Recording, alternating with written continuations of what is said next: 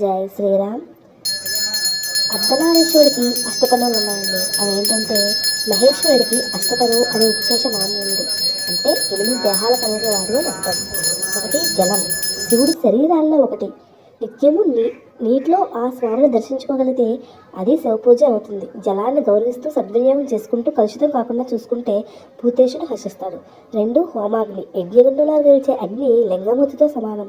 ఇంట్లో వంట కోసం వెలిగించే అగ్నిని కూడా హోమాగ్నిగా భావించాలి.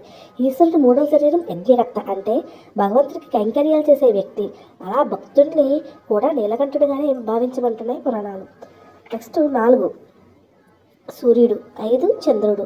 మనకు వెలుగును, చైతన్యాన్ని, ఆహారాన్ని ప్రసాదించే ప్రభాకరుడు పరమశివుడే.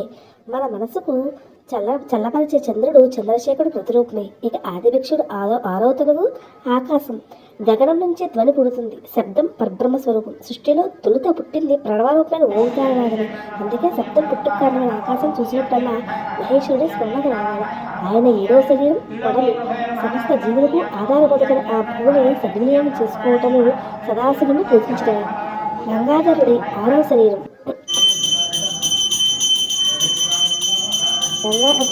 గంగాధరుడి 8వ శరీరం గాలి. వాయువుని గౌరవిస్తే ఆ విశ్వనాథుని అర్పించినట్లే.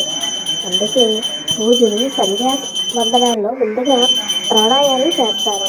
ఈ విధంగా 8 రూపాల్లో అనగా జలం, హోమాగ్ని, యజ్ఞరక్త, సూర్యుడు, చంద్రుడు, ఆకాశం, ఉడమి, గాలి